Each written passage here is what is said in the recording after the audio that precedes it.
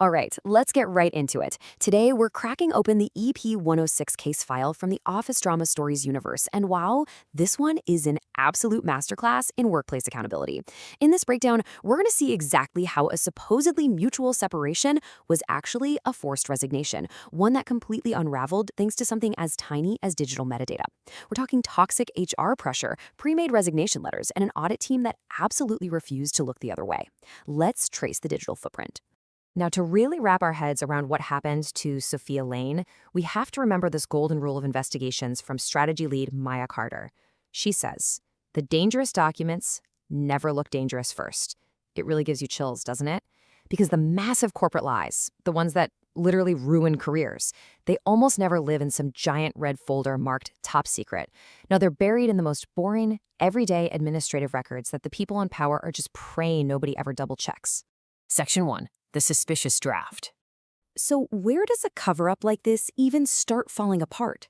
It started with one microscopic detail, an unsent resignation draft just sitting there in operations coordinator Sofia Lane's email. And here's the kicker. It was there before she ever agreed to leave her job. I mean, just picture that. The company was supposed to be running on this new memory charter, a system meant to protect the truth, but, old habits die hard.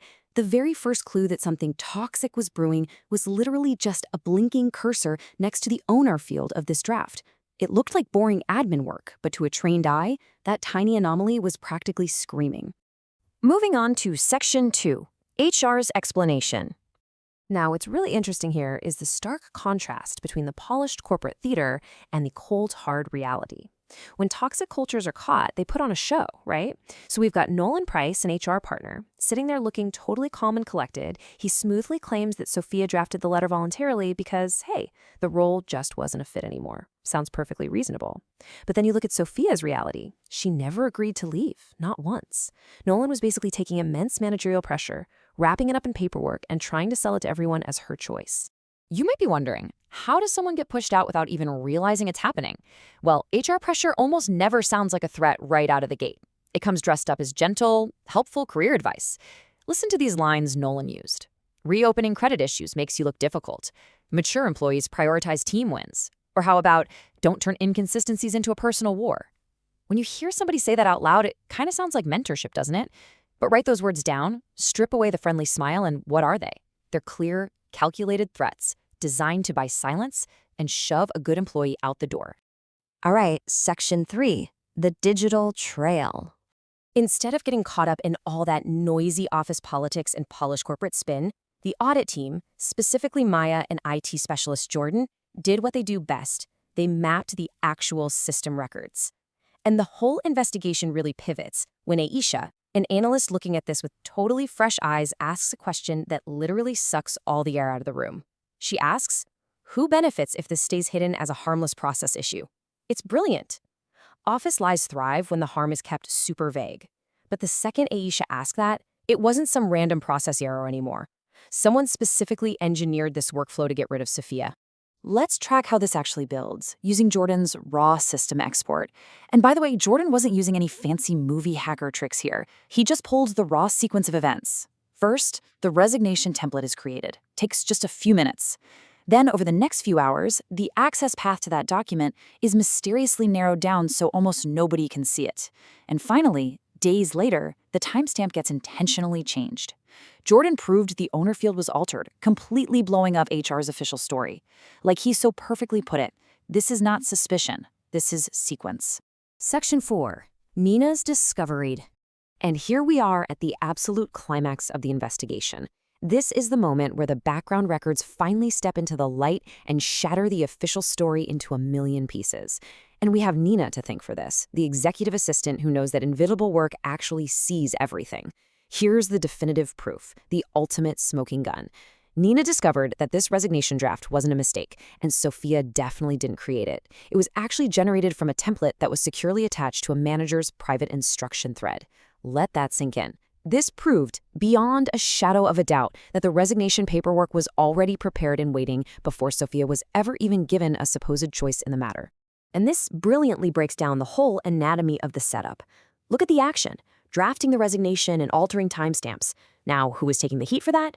Sofia Lane, the quiet builder who HR claimed was confused and not a fit. But who was really pulling the strings behind the curtain? The manager, right along with Nolan Price. Maya laid these facts out page by page. No yelling, no drama, just the cold, undeniable order of the records doing all the heavy lifting. The truth was crystal clear. An innocent person was taking the fall for a manager's calculated manipulation. Which brings us to Section 5, the system repaired. Now, uncovering the truth is one thing, but actually fixing the system, that's a whole different ballgame. Maya and Elise, the independent board member, they completely refused to accept some quiet, under-the-table apology. A private fix just means the next employee is completely exposed. So they pushed HR manager Linda to institute strict new workflow rules to bulletproof the company's architecture. Step 1. Employee origin metadata is now strictly required for any resignation. Basically, you can't process a goodbye without digital proof of who actually typed it.